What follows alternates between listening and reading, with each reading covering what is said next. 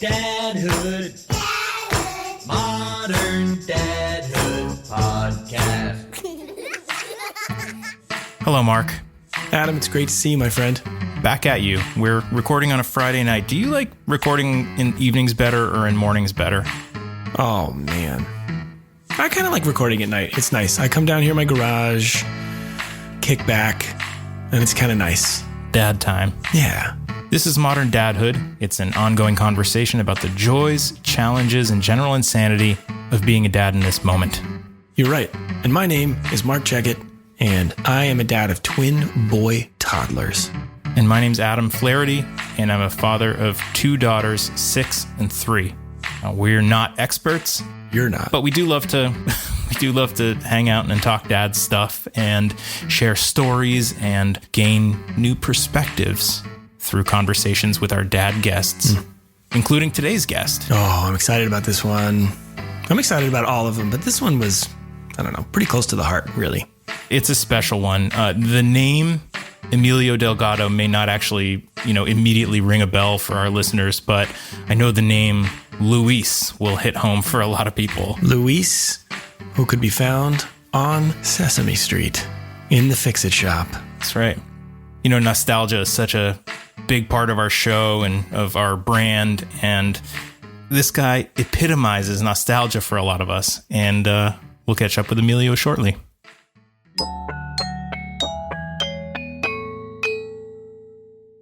Mark, you and I are, I consider us extremely lucky that we both grew up with great dads in the picture. But even having present and involved parents, there's always room for other positive role models who shape our character and, might even have shaped who we are as dads now. Oh, yeah. For example, like my dad is an incredible guy. He's tough as nails. He is so selfless. A lot of people look up to him as a role model. I feel like I'm like him in a lot of ways when it comes to how I, am a dad to my girls. But I also spent a lot of time as a kid with one of my best friends, Ted, and his family, who are neighbors a couple of houses down. And his dad would take us on just tons of adventures, camping. They had an amazing boat that we got to spend a lot of time on. Just these day trips to cool places, arcades, outdoor stuff, restaurants. And Ted's dad was a huge personality and like a very different person and a very different father than my dad, for better or worse. Yeah. And I spent so much time with them that they were like a second family to me. And I certainly recognize ways that my personality was influenced by those experiences with Ted and his dad too. And then there were people like Mr. Rogers, for example, figures on television that we spent a lot of time with growing up. I wonder, for you, were there any public figures like Mr. Rogers growing up who sort of you looked up to as a father figure or just felt like you could trust? Well, first of all, there's Tim the Toolman Taylor. Oh, hell yeah. So, God, that was perfect. I didn't even rehearse it. That was incredible.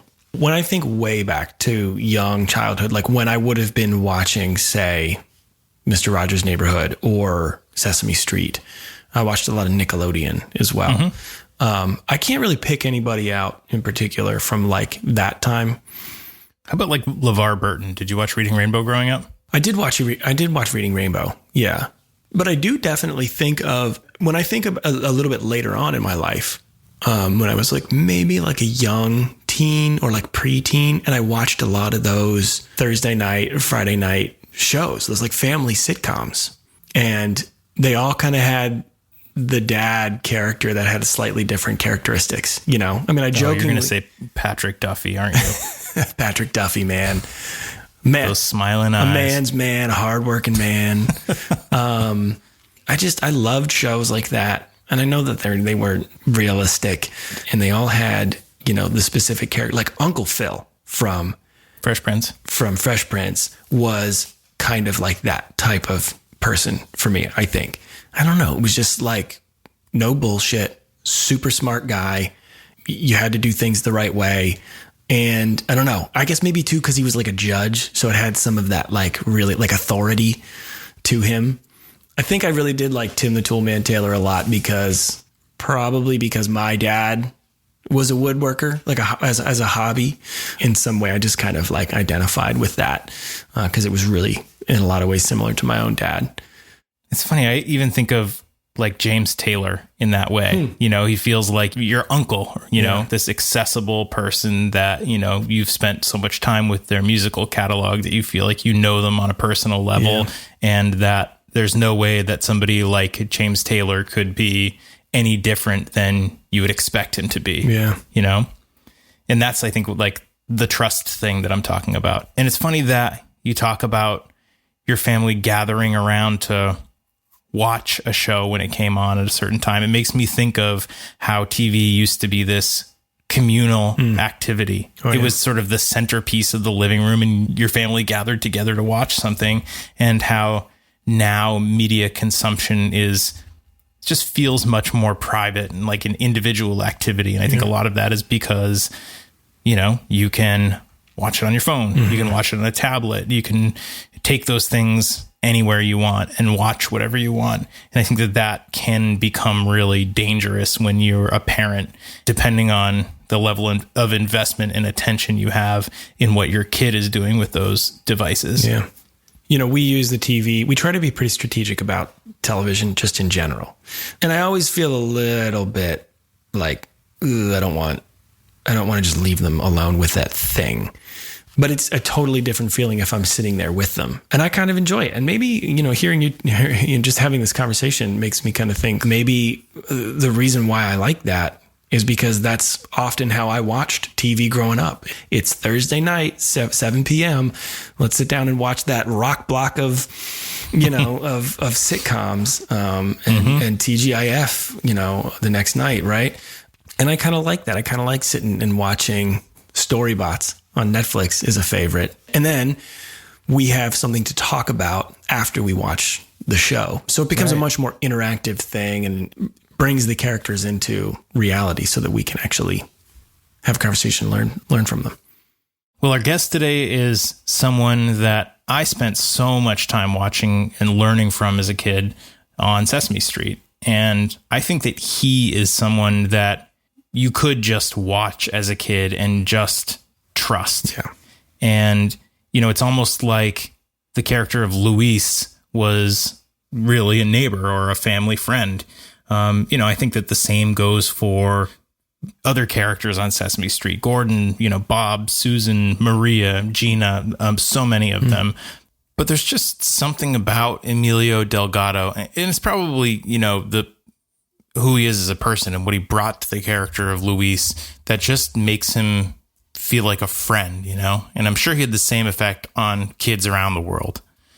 Emilio was so kind to join us recently from his home in New York City to chat about playing a role model for decades on Sesame Street and simultaneously being a dad and stepdad off camera.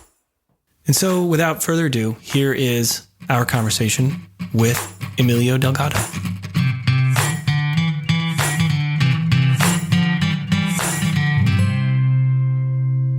Hi, Emilio. How are you doing?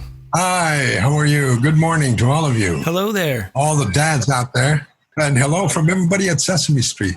How is life in Manhattan right now? It's real slow in Manhattan. Not the Manhattan that I knew when I first got here, let me tell you. Well, thank you so much for joining us on Modern Dadhood. Your portfolio of work in television and in music is very robust. You've done a lot, but for us, a big part of our show, Modern Dadhood, revolves around nostalgia. And for me personally, I grew up on Sesame Street watching people like yourself, Bob McGrath, Maria, played by Sonia Manzano, you know, Gordon and Susan. And I would imagine that many of our listeners are probably in the same boat in terms of growing up watching you on television. So first off, I hope you aren't offended that much of our conversation is structured around your time on Sesame Street. Not at all. Not at all. I mean, it was a big part of my life. So there's so much we could talk about, but obviously the subject matter of our show is fatherhood. And I'll start off by asking you, Was there a time during your tenure on Sesame Street where you began to recognize the extent to which you were a positive male role model and perhaps even a father figure to so many kids watching? Yeah, well, that's an interesting question. Of course, when I first started out on the show, I was a young actor, I had a job and I was out there, doing what I know how to do, acting and singing and doing comedy or whatever it was. So I was a very happy actor, individual, working in a national show, It wasn't until a few years later that I started to realize how important it was to a lot of people. And I think probably when it really hit me was later on, like maybe 20 years in, when I started out going out into the hinterland all over the United States doing live shows. And it was only then that I realized the full import of what we had been doing on Sesame Street and how we had been interpreted and received. I mean, because we were literally in everybody's living room for how long, right? So we really became part of families. And then there were some very, nice stories, beautiful stories. There were some very sad stories, latchkey kids growing up with this thing, So it was a lot of different stories that came at us. And that's when I think we began to realize the import of what we had been doing on the show.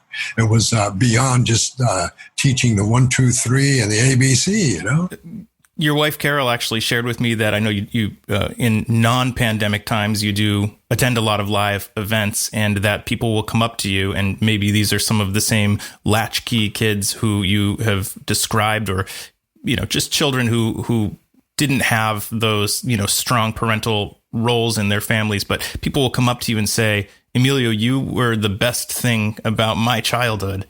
How does that feel? Oh, it's amazing. I mean, like I said, there's a lot of sad stories out there, and there's beautiful stories as well.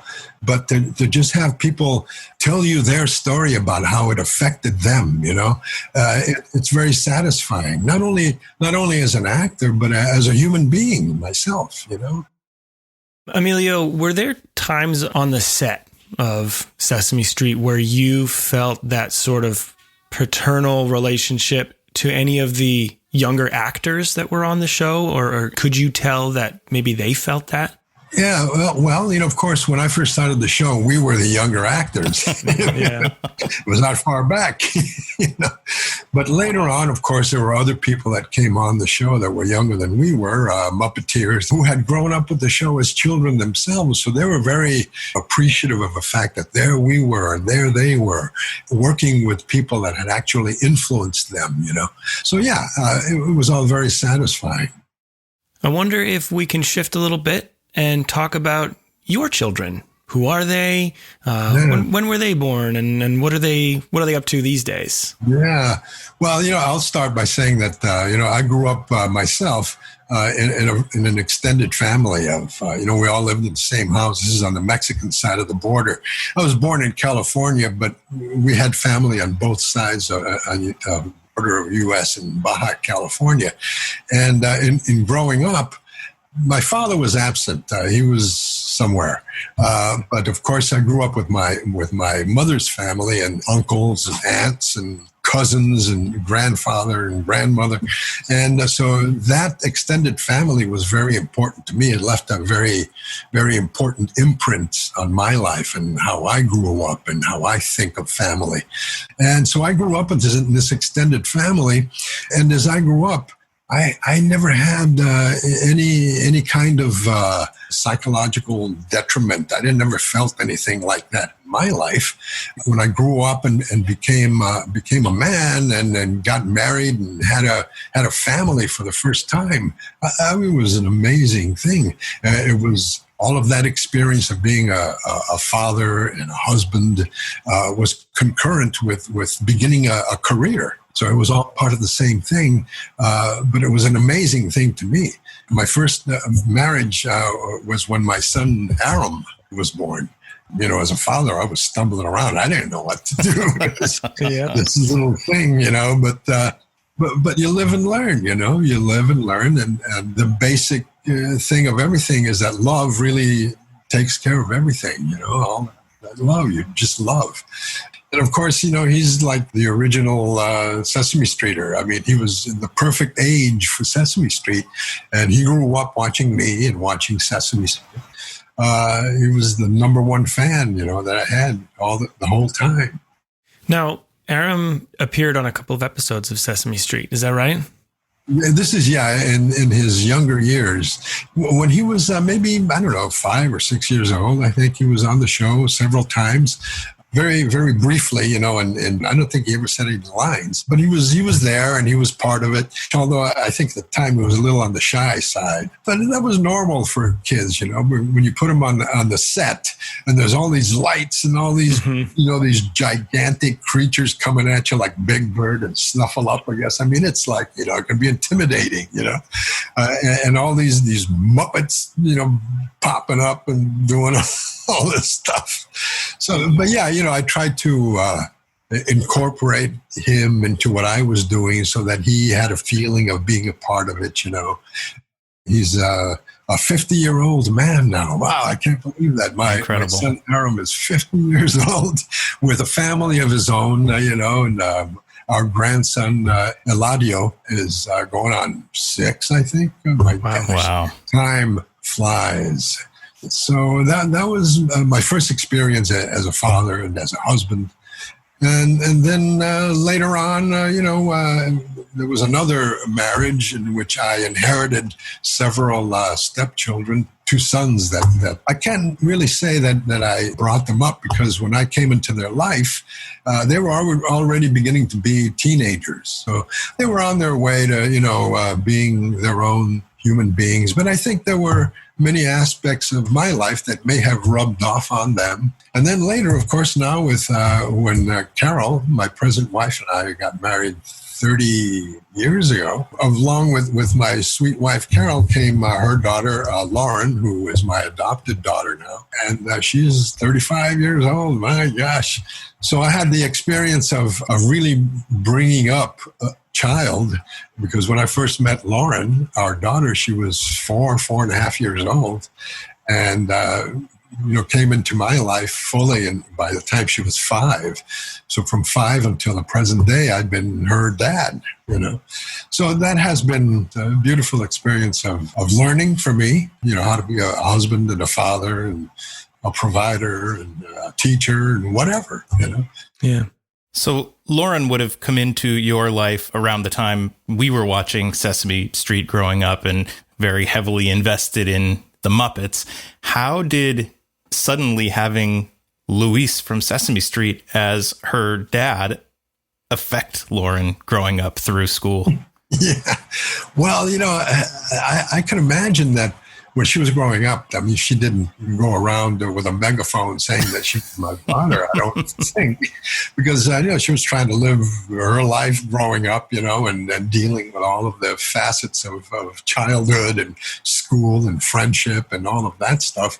But I think in the long run, she's, and from what I know and what she tells me, she's always been very proud of me and, being her father. And so, yeah, she's very proud of that. And I feel it from her. Can you recall any particular fatherhood challenges that arose from what I'm guessing was a very time-intensive career for you? Yeah, of course, being on the show required of me to be in New York. We were in studio for maybe 4 or 5 months out of the year. And we did enough material for 131-hour shows. Wow. I mean, that was a lot of material to do way back then when the show was an hour. So we were in studio for many, many months. Initially, of course, I was from Los Angeles, and with my first wife and my son, we had moved to New York. And it was cultural shock for us because we were from the West. And here was New York City, fast and furious. And we just couldn't adjust. So after 2 years, we just went back to Los Angeles. And then I commuted for for a few years back and forth, which was a strain on the family because, we, either had to be here by myself or we had to travel back and forth, and then the schooling and all that for Aram. And the same thing with later with Lauren, our daughter. So yeah, that was a little bit difficult being away from the family for months at a time. But Carol and I finally got it together, and we just said, that's it. We're not going to do that anymore. We're going to be together. So that's when everywhere we moved, whether we moved to Los Angeles or we moved to New York, we were always together. So that fixed that for everybody, What was it like raising a son off camera at the same time that you were working with a group of children, on set, creating content designed for children on camera? Yeah, it was, for me, my personal life was like just part of the whole thing. I was living my life and incorporating that into whatever I was doing professionally. Everybody had that same mentality, that same feeling of family, and when we all came together socially, it was like this big extended family coming together. Yeah, I wonder if you could talk just a little bit more about that camaraderie among the cast and crew. I feel like I've heard you say the word family a few times. Yeah. Would you use that word when you talk about the cast and crew? Absolutely, yes. I think that we turned into an extended family. You can imagine after 50 years, not only on the show itself as the characters, but off the show, becoming friends and getting to know and love each other and being around each other. And not only the actors on the show, but with a lot of the people that were involved in the production of it, Muppeteers and people in production. It was this gigantic, beautiful family that we all knew that we were doing something that really meant something, that was really good for everyone, I have this image in my head of you and Bob and Roscoe walking onto set, and the new cast members' jaws must just drop when they see you. You're all legendary. So I'm going to step back really quick to something that you mentioned earlier. You talked about being part of a big extended family, and that's how you grew up with a lot of, I think you said aunts, uncles, grandparents around. Can you talk about what about that experience did you bring with you into the character of Luis? Yeah, I think that was ingrained in me, being part of a family and being around people. And I do think that one of the important things about Luis and Maria being on the show, for the first time on American television, you saw a couple of Latinos being actual people on the show. They were just these people that were a part of the community. They had their own business. They had a family. It was like showing Latinos and Latinas as real human beings, which was a thing that was sort of absent in American media for many years. People would just come up to us and say, "Oh, you're the first ones that we've seen that actually look and sound like us," So that aspect of American life was never shown really until Luis and Maria came on the show. And I think that was an important aspect of Sesame Street, showing Latinos in a positive aspect. Of course. And where it was intended to represent this sort of inner city, neighborhood, of course you need to show diversity. It just seems like such a no-brainer. And so, I need to applaud them for introducing that when they did, and then maintaining that for all of these decades. It was an amazing thing when this came on, and of course with the Latino aspect into it of introducing a different language, with people who speak another language other than English. Oh my gosh, yes. What is that? Uno, dos, tres, wow, 1, 2, 3, yeah. And kids were very proud of learning another language. It expanded their mind. It expanded their world. Many of the people that were involved in the writing at that time weren't Spanish speakers or anything like that. But we, Sonia and I, incorporated Spanish into the script and kind of threw it in.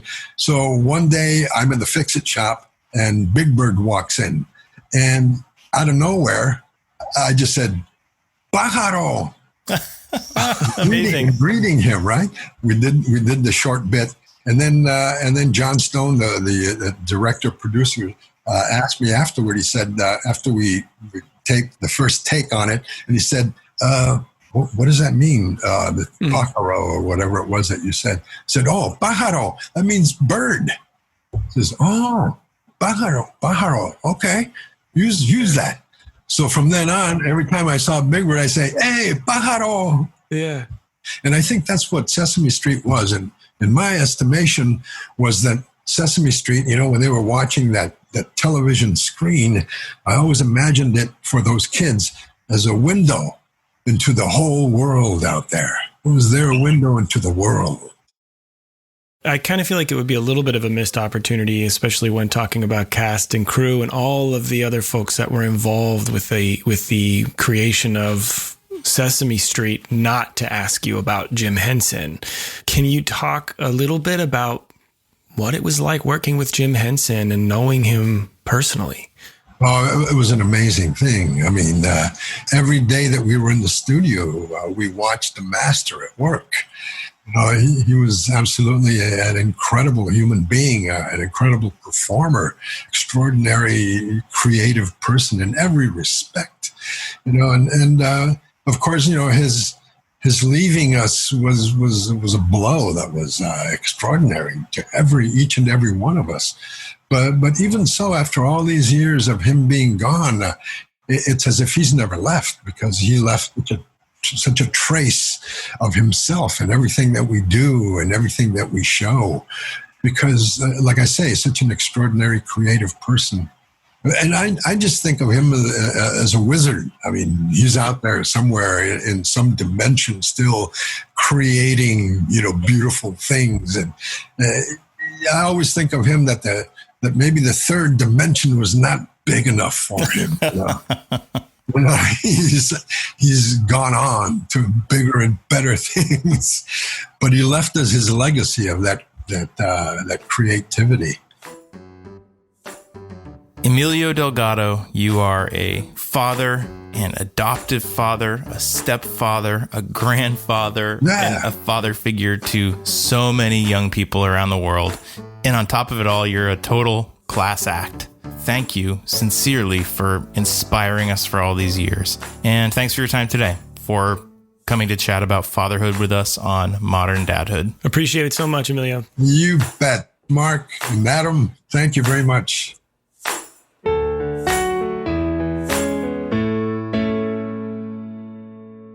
I do believe it's time for another installment of Did I Just Say That Out Loud? You really are like Bill Curtis. I'm always ready for it. Whenever I need to be an over-the-top announcer, I'm just always ready for it.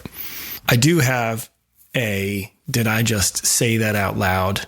And I wonder if this isn't more of a subcategory, actually. Is this a Did I Just Have to Say That Out Loud? So a slight nuance there. Do you want to revise the title? The announcer-y thing? How about this? And now for the And now for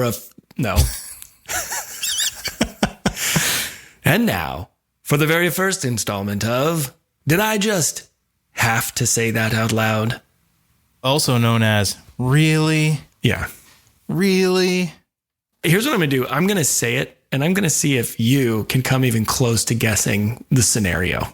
So here's what I said. I said it very, very quickly as I lunged towards my kids. Okay. Okay. I said, no, don't do that. It presents some problems we're not familiar with. Which is like, it was the most together I've ever been in one of these moments. That's something that you would say to your employer or to like a college professor. Yeah. Or like a doctor. This is maybe the only hint that I'll give you. As the words were coming out of my mouth, I was really conscious of what I was saying. I didn't want to make them uncomfortable, but I definitely wanted them to stop what they were doing.